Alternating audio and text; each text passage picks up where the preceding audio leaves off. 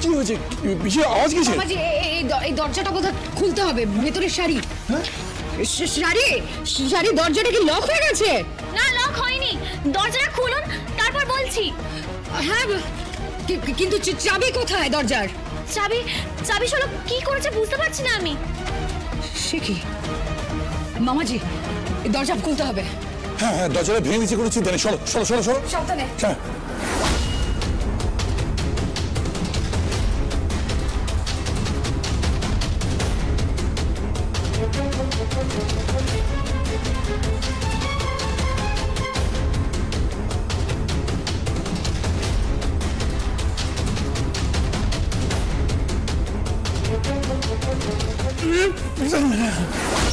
লাগেনি তো?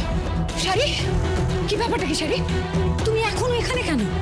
ওদিকে মিস্টার বাসু ফোন করেছিল, এখন মিটিং হওয়ার কথা অফিসে, তোমার তো অফিসে যাওয়ার কথা এখন। আমাকে শোলক এখানে আটকে রেখে দিয়ে গেছে। কি? হ্যাঁ, দরজাটা লক করে দিয়ে চলে গেছে। কোথায় গেছে? অফিসে গেছে। হোয়াট? অফিসে গেছে? আরে অফিসে গেছে মানেটা কি? অফিসে গিয়ে কি করবে? কি আমার ব্যাগ থেকে অফিসের চাবি নিয়ে চলে গেছে। চেম্বারের চাবি ওর কাছে আছে। কেন? চেম্বারে কেন গেছে জানি না। তুমি এসো, তোমার সাথে এসো। চলো। কি বলছো কি তুমি?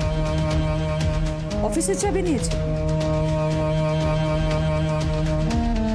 চেম্বারের চাবি নিয়েছে? নিয়ে সেখানে চলে গেছে? কি করতে গেছে আমি জানি না।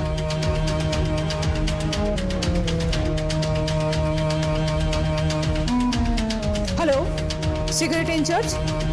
শোলক মুখার্জি অফিসে গেছিল?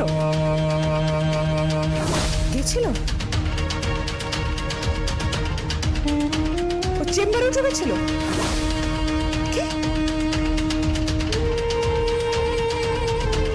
কি হয়েছে?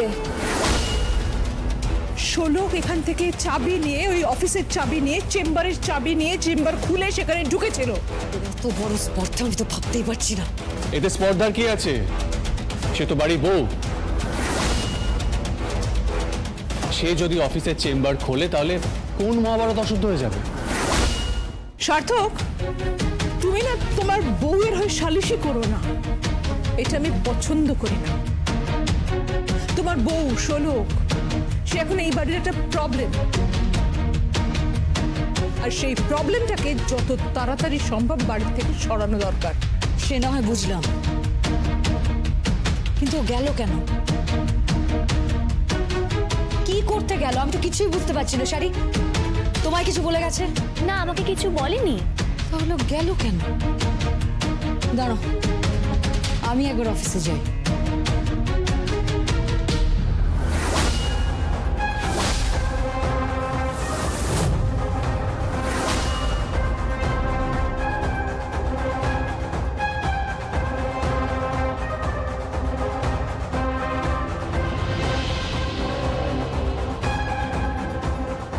তুমি অফিসে গিয়েছিলে? হ্যাঁ। কেন? এই কাগজটা নিতে।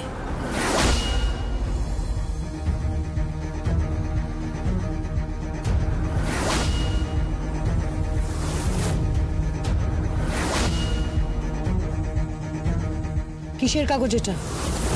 যেই কাগজে আমার আর সার্থক বাবুর টিপছাপ আর সই আছে।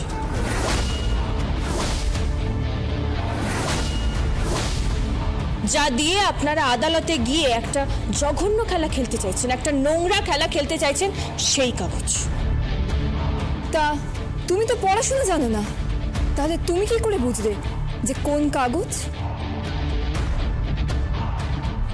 টিপছাপ দেখে বুঝলাম। অতগুলো কাগজের মধ্যে শুধু একটা কাগজেই টিপছাপ ছিল, আর টিপছাপটা যে আমার সেটাও বুঝতে পারলাম।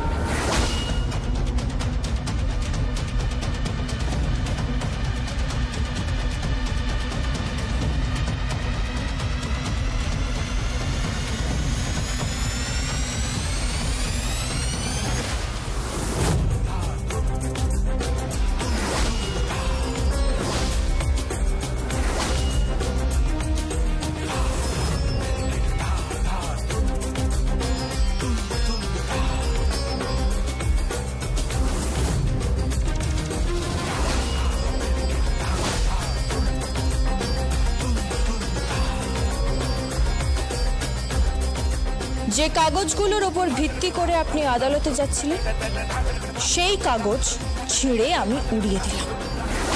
প্রিয়দর্শিনী মুখার্জি এত কাঁচা কাজ করে না। চলো, হ্যাঁ এটা ঠিক, ওই কাগজের উপর ভিত্তি করেই কোর্টে মামলাটা করা হয়েছে। তো ওটা একটা কপি, আসলটা আমার কাছে আছে। আর তার সাথে রয়েছে আরেকজন সাক্ষী, প্রসন্ন ভট্টাচার্য, তোমাদের গ্রামেরই আরেক পুরোহিত মশাই। শোনো, তাকেও সাক্ষী হিসেবে ডাকা হবে কোর্টে। আরও একজনকে ডাকা হবে সাক্ষী হিসেবে, সে হলো রানী। রানী আর সার্থকের সেই ঘনিষ্ঠ ভিডিও কোর্টে পেশ করা। মা, তুমি আমাকে বদনাম করতে চাইছো? তোমার ছেলেকে, এই বাড়ির বউকে বদনাম করতে চাইছো তুমি? কেন মা, কেন কেন এতটা নিচে নামছো? আমি সবার সামনে বলতে চাই, আমি শোলককে ভালোবাসি। শোলক আমার স্ত্রী,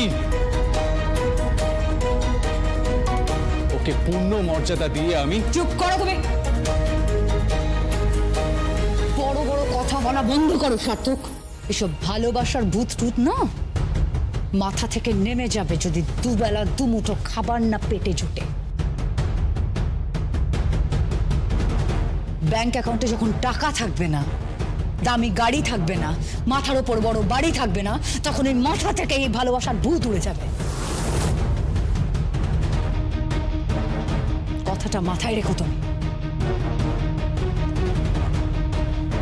ভালোবাসার ভূত নয়, এটাকে ভালোবাসা।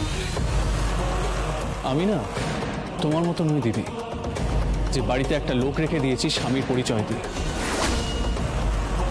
তার সঙ্গে না আছে কোনো ভালোবাসা, না আছে কোনো সম্পর্ক, কিচ্ছু নেই। আমি মায়ের মতোও নই, বাবাকে একটা চাপরাশির মতো, একটা বাড়ির কাজের লোকের মতো রেখে দিয়েছে। তার সঙ্গে কোনো ভালোবাসা নেই, সম্পর্ক নেই, কিচ্ছু নেই।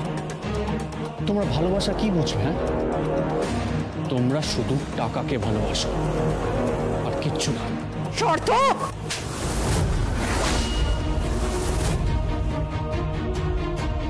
মারো মা, মারো, আমাকে আরো মারো, কিন্তু এটা তো ফ্যাক্ট যে দিদি আর মধুকর্তার বিয়ে একটা ব্যর্থ বিয়ে। ওরা নামমাত্র স্বামী স্ত্রী, ওদের মধ্যে কোনো ভালোবাসা নেই, কিচ্ছু নেই, শুধুমাত্র সমাজকে দেখানোর জন্য ওদের বিয়ে। যেমন তুমি বাবাকে বিয়ে করেছো শুধুমাত্র সমাজের কাছে নিজেকে পরিচয় দেওয়ার জন্য যে তুমি বিবাহিত। তোমরা ভালোবাসা কি বুঝবে? ভালোবাসা কোনো মর্ম নেই তোমাদের কাছে। তোমরা কি করে বুঝবে আমি শোলকে কতটা ভালোবাসি? তোমরা তো শাড়িকেও সঞ্জয়ের কাছে যেতে দাও না।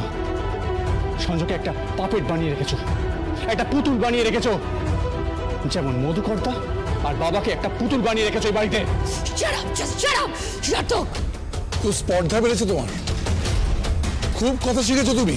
হ্যাঁ আন্টি, আপনার পোষা ময়না বেশ ভালোই কথা বলছে। সার্থক, আমার সামনে ভালোবাসার কথা বলো না, আমি নিতে পারি না, কারণ আমি তোমাকে ভালোবাসি। আমার সামনে অন্য কাউকে ভালোবাসার কথা বলো না।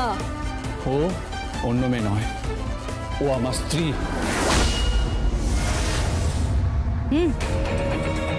ও তোমার স্ত্রী, তাই তো? তো পারবে তো নিজের বউকে খাওয়াতে? পারবে তো দুবেলা দুমুঠো জোগাড় করতে? পারবে তো মাথার উপর একটা ঠাঁই জোগাড় করতে? রাস্তায় বার করে দিলে তো ফুটপাতে পড়ে থাকবে। তুমি আমাকে চ্যালেঞ্জ করছো? করছি। আর যদি আমরা প্রমাণ করে দিই আমরা কোনো অংশে কম নই তোমার থেকে, তাহলে মেনে নেব। কি করছো কি মম? সামনে কোর্টের ডেট, ওদেরকে কোনো সুযোগ দিও না তুমি। না না না না না, ছাড়ো, ওকে যেতে দাও। কোর্টের ডেটের তো এখনো দিন দশেক বাকি আছে। ওকে যেতে দাও, যা গো বাইরের জগৎটাকে দেখো, আর তখন দেখো ভালোবাসা কেমন জানলা দিয়ে পালিয়ে যায়। যাও যাও যাও, তুমি যাও। তবে একটা কথা, এই 10 দিনের মধ্যে যদি কিছু করতে না পারো তাহলে ফিরে এসো, তখন ফিরে এসো মাথাটা নিচু করে, কারণ 11 দিনের মাথায় তো কেসটা কোর্টে উঠবে। সেদিনকে তোমার শোলকের, তোমার স্ত্রীর কেচ্ছা কেলেঙ্কারি হবে কোর্টে, ওর পিতৃ পরিচয় নিয়ে কেচ্ছা হবে, তোমার আর ওর বিয়েটা যে বৈধ নয় সেটাও প্রমাণ হয়ে যাবে। আর রানীকে সসম্মানে এই বাড়িতে নিয়ে আসা হবে। কিচ্ছু পারবেন না আপনি, কিচ্ছু করতে পারবেন না। 10 দিন আমাদের জন্য যথেষ্ট, তাই না? আর তাছাড়া আমার আর সার্থক বাবুর সম্পর্ক শুধুমাত্র 10 দিন, 10 জন্ম পর্যন্ত থাকবে। বেট লড়ছ আমার সঙ্গে? হ্যাঁ, বেট লড়ছি। মম, মম তুমি ওর ফাঁদে পা দিচ্ছ। এইসব বেড ফেড এগুলো করো না, বেড লড়ো না। চলো, আমিও বেট লড়ছি তোমার সঙ্গে, কিন্তু এখন যাও, যাও এখান থেকে, বেরিয়ে যাও। ক্ষমতা থাকলে ফিরে এসো, না হলে নিজের হার মেনে নিও। কিন্তু হ্যাঁ, হার মেনে নেব। যদি না পারি তাহলে আমি নিজের সার্থক বাবুকে রানীকে উপহার দিয়ে যাব।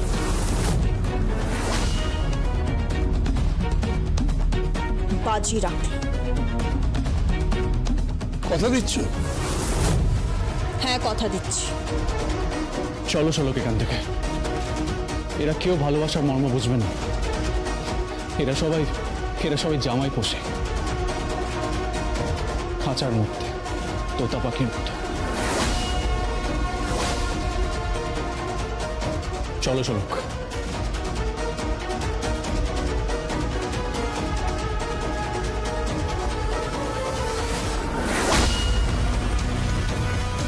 কত বড় কথা বললো দেখলে মম?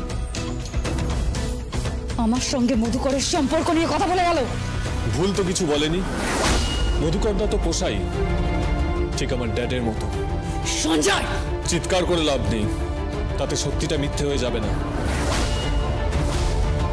তোমরা যে ওদেরকে বাড়ি থেকে তাড়িয়ে দিলে না, ওরা তোমাদেরকে উচিত শিক্ষা দেবে। তোমরা যদি হও বুনো ওল, শোলক হচ্ছে বাঘা তেঁতুল।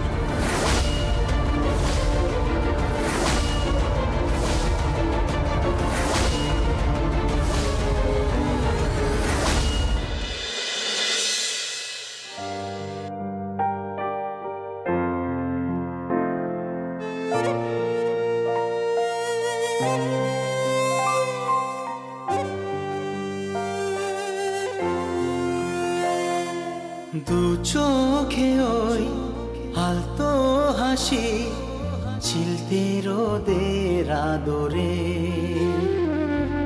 নিঝুম দুপুর স্বপ্ন সাজায় নেশা নেশা বাসরে। এক ফালি ঘর একটু আশা, এক মুঠো ভালোবাসা, চাই মন ছুঁতে তোমায়।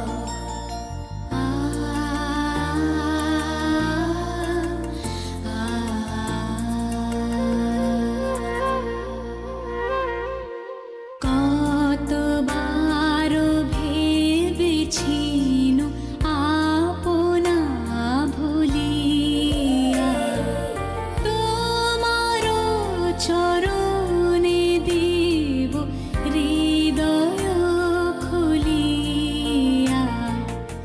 ফুচকা দিন তো।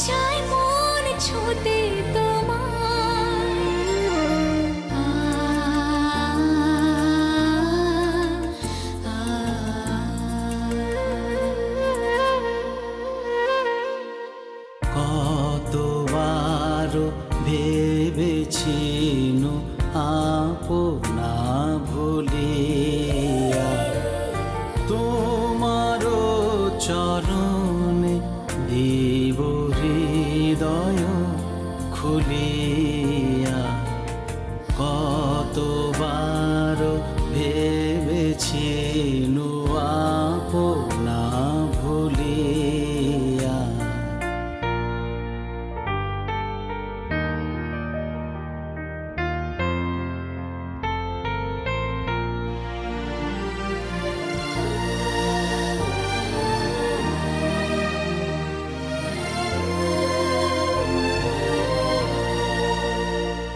যদি মন যখন তখন আকাশ কুসুমাকে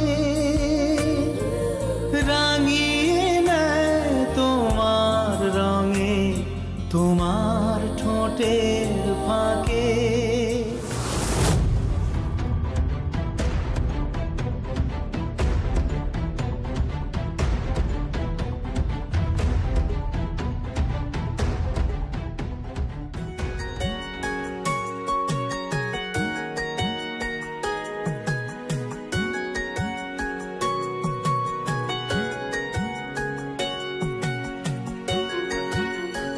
আপনি?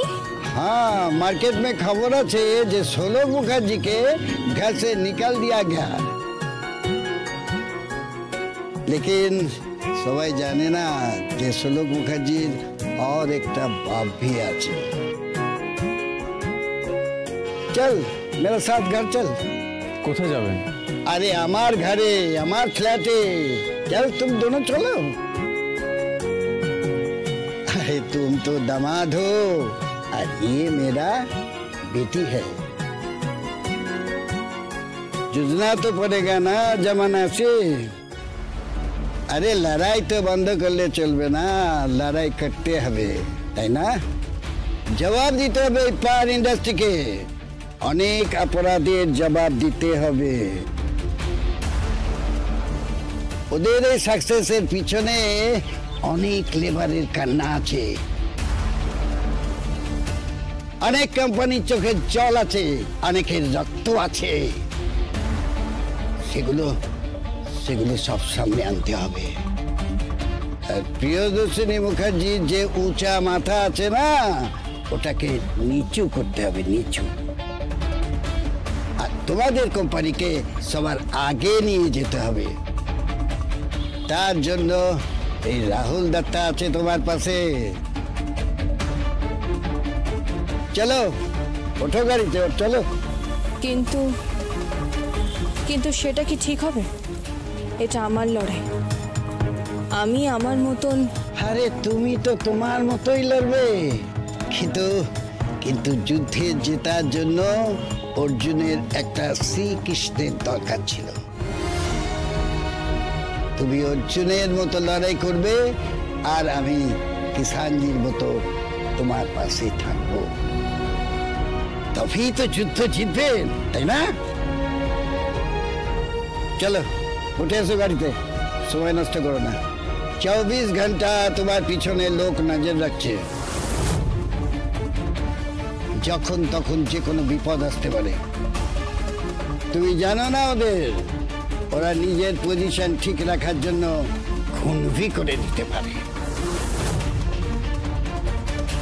উঠে এসো, আও দামাত এসো।